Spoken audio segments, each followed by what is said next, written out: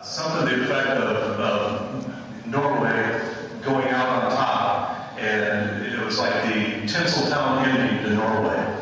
Well, how prophetic that was, because 2 months later, I received a call from Tony Wilson from Des Moines. He said, I'm a movie producer and I'd like to talk to you, Ken, about doing a movie over your final season in Norway. Well, I hung up on him. I thought it was a bunch of my buddies drinking too much and not playing a trick on me. But he called back and he persevered. And 15 years later, we filmed the movie, the final season. And it was an amazing time in my life. I had a great time.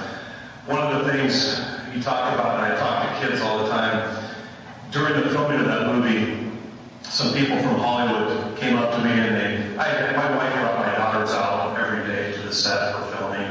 And one of the Hollywood people, they said to me, he said, Ken, I think you're disappointed that you don't have a son that you can coach in baseball.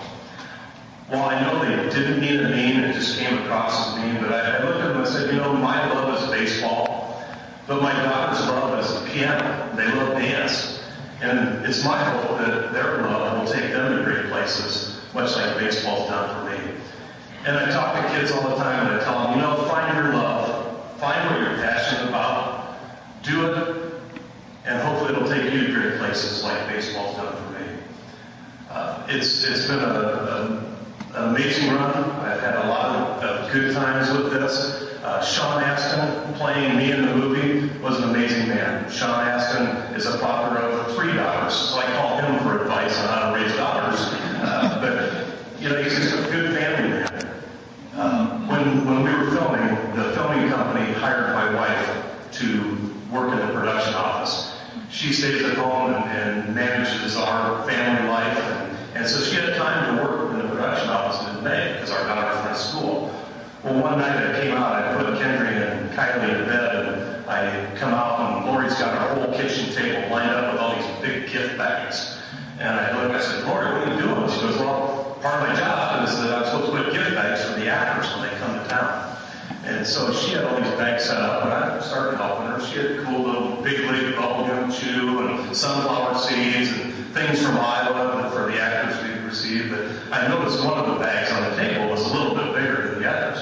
And I said, well, what's that one? She goes, well, that's Sean Astin's. If Sean's going to play my husband, then he gets the best gift bag.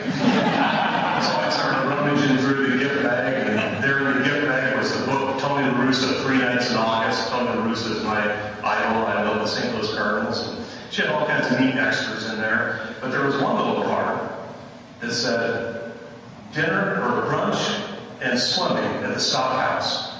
She wanted to invite the Astons. Sean brought his wife and 3 daughters to Iowa. And so she invited them to have brunch in our house. We had Mondays off during filming.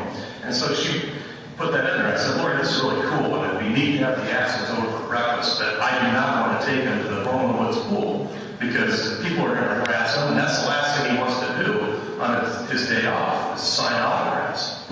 So she said, yeah, whatever, Ken, blew me off like always. And so we got into our second week of filming, and we had a Monday off, and Lori had invited the Aston family over. And so we're sitting in my house there in Marion, and we're having breakfast, and we get done eating breakfast, and Sean's at the kitchen sink doing dishes, and I wish I would have had a picture of that. But he was doing dishes at the house, and next thing I hear my wife say, well, is everybody ready to go swimming? Oh, here we go. And Sean said, come on, Aspen girls, get your suits on, we're going swimming. I pulled Sean aside and I said, Sean, I don't want to go swimming. I said, we're going to get to our neighborhood pool. And the kids are going to be bugging in and pestering in and signing autographs. And he goes, Ken, don't worry about it. It happens to me all the time. I can handle it. No big deal. I still wasn't comfortable, but we took off.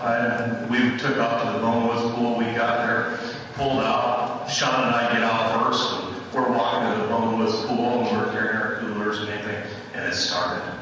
All of a sudden, I see all these little kids running up. Oh my gosh, Mom, look, it's Mr. Stocker, principal. Sean grabs me and he said, Ken, and I thought I was a hero. It's amazing the impact that I had on kids. In closing, I just want to say, the thing that sometimes I don't feel bad. A lot of people ask ask them, why'd you get out of education? The impact that you had. We need good people to work with our kids. And I agree with them. I agree with them completely. But for me, it was a time where I spent 23 years in education, helping parents, assisting them raise their children and working with the children. And for me, it was time consuming, 24 hours a day. I wanted to spend time with my kids. And my goal, is you look at the movie, and the tagline of the movie is, how do you want to be remembered? Sean Astin playing me in the locker room before the final game said, you're playing for everyone who's ever worn a Norway jersey. So ask yourself one question: how do you want to be remembered? My goal in life is, how I want to be remembered is, number one, a great husband and a great father. And anything I can do to make that great is what I want to do. Open some time, I love some time if anybody has questions. But thank you for having me here. It's been wonderful. And on the speaking tour, the Rotary speaking tour, I think I've gained 20 pounds. All the good